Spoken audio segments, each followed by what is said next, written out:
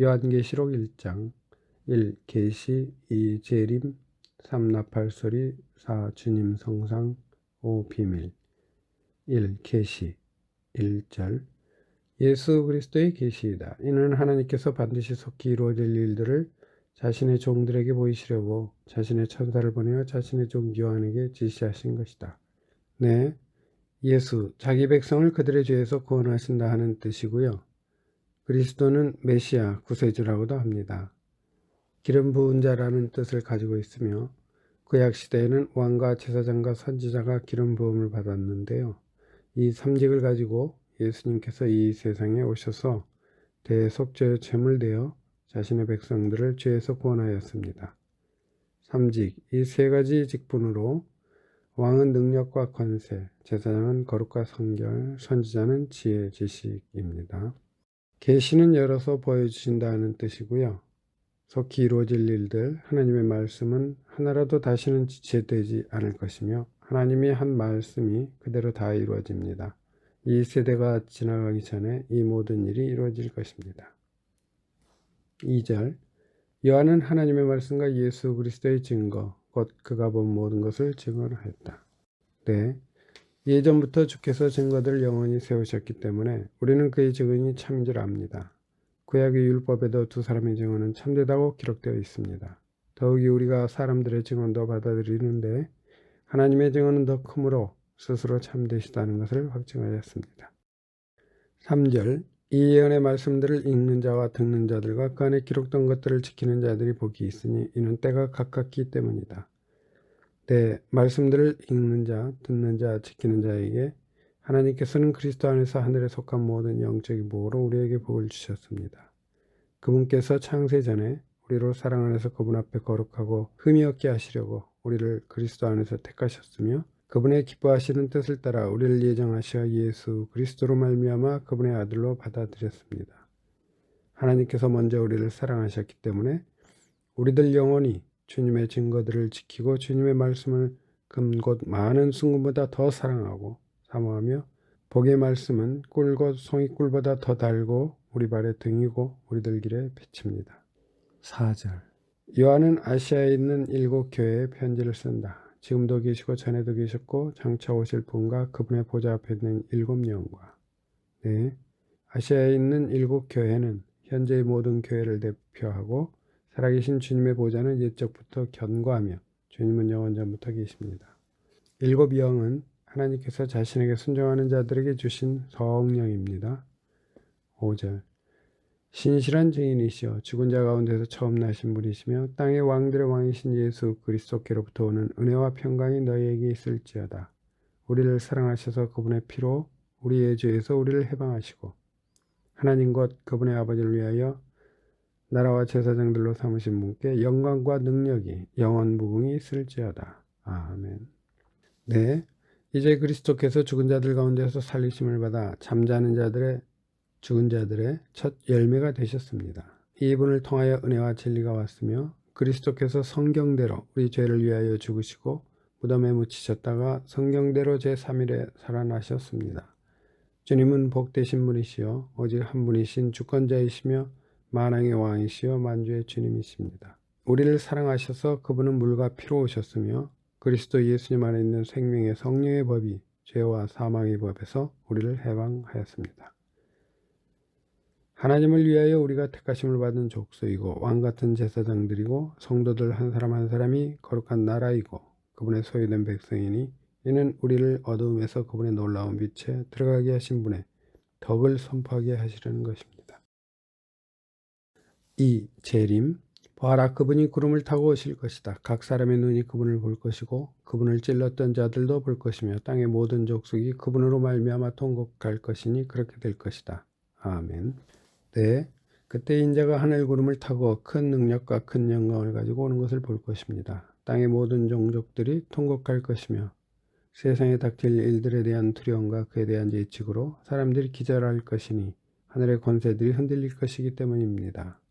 주께서 그 수만 명의 성도들과 함께 임하셔 모든 이들을 심판하시고 그들이 경건하지 않게 행한 모든 불경건한 행위와 불경건한 죄인들이 주께 거슬려 말한 모든 사나운 말에 대하여 정죄하시려는 것입니다. 8절 주 하나님께서 말씀하시기를 나는 알파와 오메가이다. 지금도 있고 전에도 있었으며 장차 올 자이고 전능한 자라 라고 하셨다. 네, 알파와 오메가는 헬라어 문자의 첫자와 마지막 글자이므로 시작과 끝이라는 의미인데요. 곧 잠깐 후면 오실 그분이 오실 것이며 지체하지 않으실 것입니다. 전능하신 주 하나님, 전에도 계셨고 지금도 계시고 장차 오실 분이십니다. 우리는 하나님의 오묘하심을 찾아낼 수 없으며 전능하신 분의 무한하심을 증명할 수 없습니다. 3. 나팔소리 9절 너희의 형제이며 예수님 안에서 환난과 나라와 인내에 동참하는 자인 나 요한은 하나님의 말씀과 예수님에 대한 증언 때문에 반모라는 섬에 있었다. 네, 주님 안에서는 환난도 기뻐하니 이는 환난은 인내를, 인내는 연단을, 연단은 소망을 이루는 줄 알기 때문입니다. 누가 우리를 그리스도의 사랑에서 끊겠습니까? 환난이나 공고나 박해나 굶주림이나 헐벗음이나 위험이나 칼이겠습니까?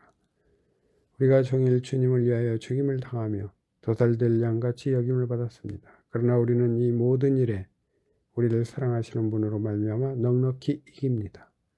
우리가 잠시 받는 가벼운 환난은 비교할 수 없을 정도로 영원하고 무게 있는 영광을 우리에게 이루어 주심으로 세상에서 환난을 당하나 용기를 내야 합니다.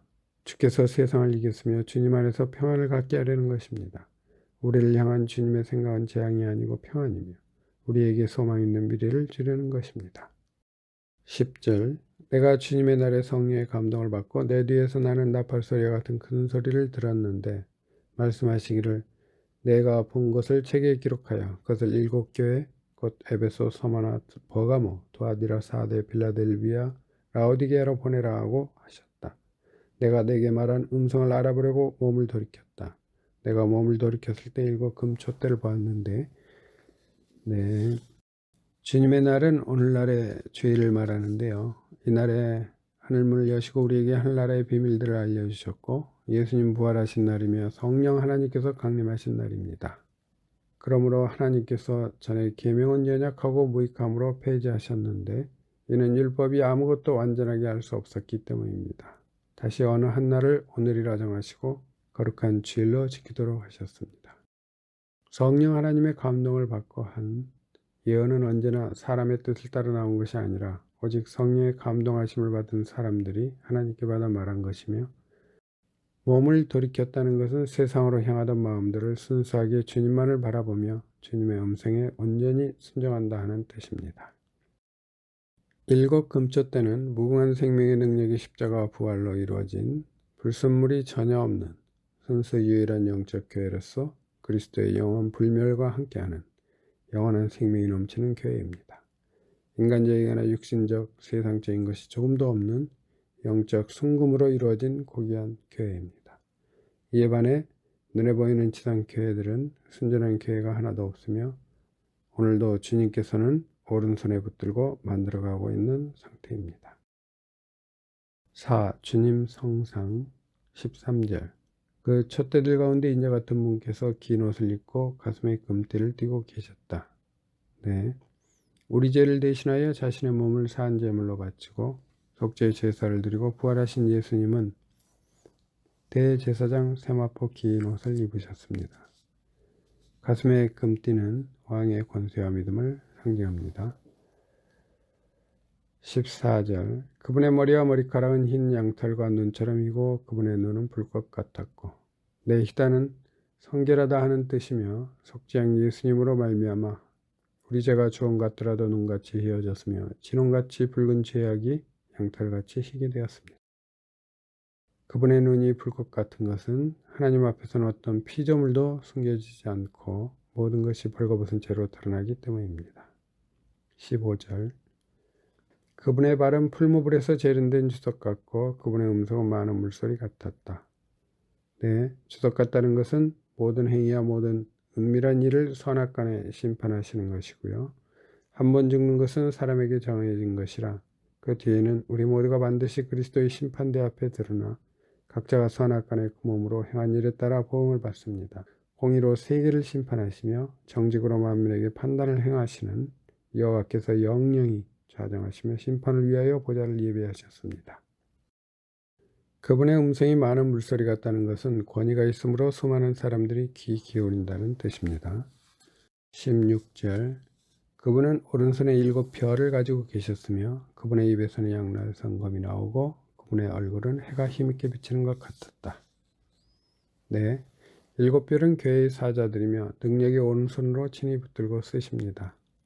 주님의 입에서 양날선 검이 나온다는 뜻은 하나님의 말씀은 살아있고 활동력이 있으며 어떤 양날선 검보다도 더 날카로워서 혼과 영과 관절과 골수를 찔러 쪼개기까지 하며 마음의 생각과 의도를 분별해내는 것입니다. 해가 힘있게 비추는 것 같다는 것은 영화로움이 넘쳐난다는 영광의 뜻입니다. 17절 내가 그분을 보았을 때 그분의 발 아래 죽은 자처럼 엎드러졌는데 그때 그분이 오른손을 내게 얹고 말씀하시기를 두려워하지 마라. 내가 곧 처음과 마지막이며 또한 살아있는 자이다. 내가 죽었었으나 보아라. 내가 영원 무궁토록 살아있어 사망과 음부의 열쇠들을 가지고 있다. 네, 죽은 자처럼 엎드러졌다는 것은 영으로는 살아있으나 육신으로는 죽었다는 뜻이고요. 죽은 자는 이미 죄에서 해방되었으므로 새 생명 가운데서 살도록 하려는 것입니다. 이와 같이 자신을 죄에 대하여는 죽은 자요 그리스도 예수님 안에서 하나님께 대하여는 산 자로 여겨야 합니다. 구원의 처음과 마지막이 예수님이라는 것과 주님께서 사망, 음부의 권세를 다 깨뜨리시고 승리하셨기 때문에 별은 교회의 사자를 뜻하는데요.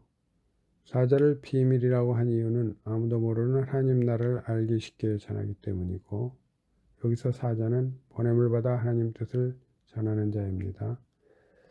하나님의 비밀인 그리스도를 온전히 알게 하려는 것입니다. 그리스도 안에서 미리 세우신 그분의 기뻐하시는 의도를 따라 그분의 뜻의 비밀을 우리에게 알리셨으니 이 비밀은 때가 되어 나타나는 계획을 위한 것입니다. 주께서는 자신의 비밀을 자신의 종들인 선지자들에게 나타내지 않으시고는 결코 아무것도 행하지 않으십니다. 사자가 부르짖는데 누가 무서워하지 않겠습니까? 하나님께서 명령하시는데 누가 예언하지 않겠습니까?